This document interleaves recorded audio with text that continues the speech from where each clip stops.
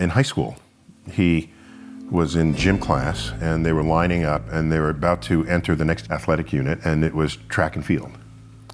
And the gym instructor pointed to my father online and said, "Cyril Tyson, everyone look at him. He does not have the body type that would excel in track." And they used him as an example.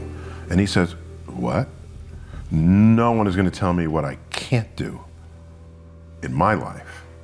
And he used that as a reason to start running. And he started track in that moment. I mean, not that exact moment, but he decided that one of his next tasks in life would be to take up running and excel at it. Within a few years of that, he became world class. At one time, had the 5th fastest time in the world. Whoa. In the middle distance. They don't run this anymore, 600-yard run. And he, in 1948, the Olympics was not yet ready to come back to us because we're still roiling from the Second World War. Instead, there was still an Olympics. It was called the GI Olympics, and it was held in Hitler's stadium. Whoa. So he competed in Hitler's stadium in the late 1940s, and just one of the great memories of his life. But the reason I'm saying all of that is, there's a friend of his named Johnny Johnson, who they were competing against the New York Athletic Club. In the day, it mattered that you had amateur status. No one's thinking of that anymore, but back then, you couldn't compete in the Olympics if you were professional at all. And there's so professional was deemed sort of, you were tainted in some way. And it's hard to think that that used to be how people thought, but that's how it was. In the day, once you graduated college, you needed some sanctioning body to compete with. So there were athletic clubs. The New York Athletic Club at the time accepted only white Protestants.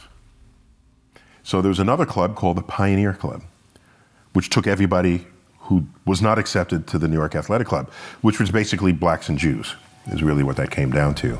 And some Catholics, but basically blacks and Jews. So he competed alongside Jewish athletes. So there they are competing against the New York Athletic Club, and his best friend, Johnny Johnson, okay, was coming around the back stretch, might have been the quarter mile, coming on the final straightaway. And a runner from the New York Athletic Club is a few paces behind him. And Johnny Johnson overhears that runner's coach say, "Catch that nigger." And he overheard this. And so what did he say to himself? He said, "This is one nigga he ain't gonna catch." And that extended his lead to the finish line.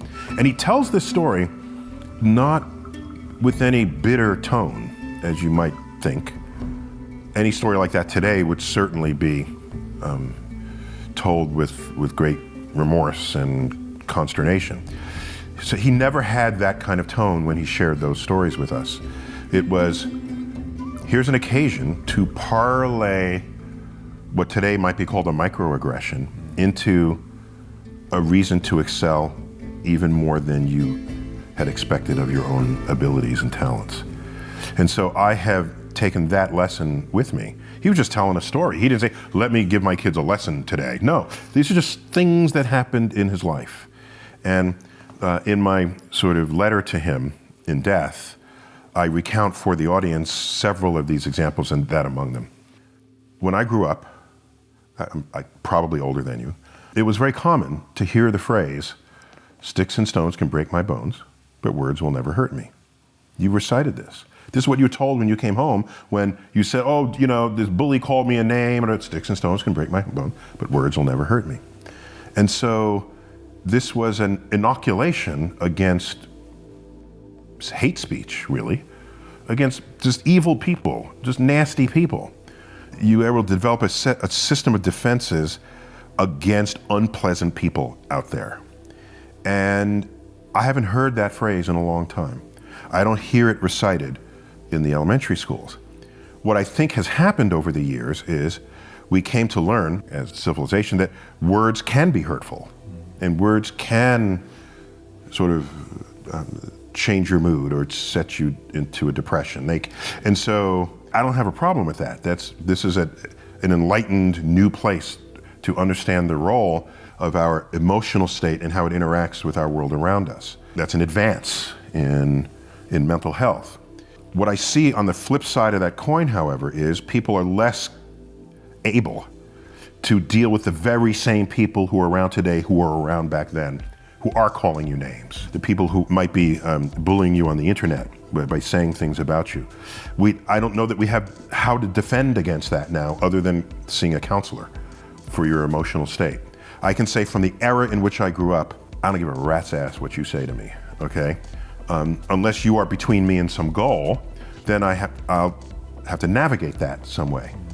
If there's a racist person or sexist person or a person with some kind of cultural bias, I want to know that, actually. I don't want them to hide that. I want you to say everything you want to say. And then I'll say, okay, that's who you are. That's how you're thinking. So now what do I need to do because you're in my way? Do I dig under you, go around you, leap over you? Or do I go this way and then come out the other side? Yeah, it's longer, it's more effort, it's more energy. Yeah. But on some level, it's sort of same shit, different day. So, as they say, that which doesn't kill you makes you stronger. You just hope you don't get killed, okay? So, many people look for meaning in life. As though they will, I'm still searching for meaning in what my life, as though it's going to be under a rock or behind a tree. Oh, there's my meaning. And I'm thinking to myself, you have more power than that. You have the power to create meaning in your life rather than passively look for it. So for me, I create the meaning. And meaning to me is, do I know more about the world today than I did yesterday? That enhances meaning for me. And if that accumulates and accrues daily, in a month you know way more than you did than just that day later, so that you continue to grow. Have I, by whatever powers I have available to me, have I lessened the suffering of others? Or the corollary to that would be, have I enhanced the life of others? They're related. And I don't mean, have I devoted the whole day to doing that? Then I would be ignoring myself. But if there's some small gesture that I can do that can completely add value to someone's life, I'm gonna do it. Because the leveraging of 10 minutes of my life into the happiness or enlightenment or the reduced suffering of someone else, I'd be irresponsible if I did not.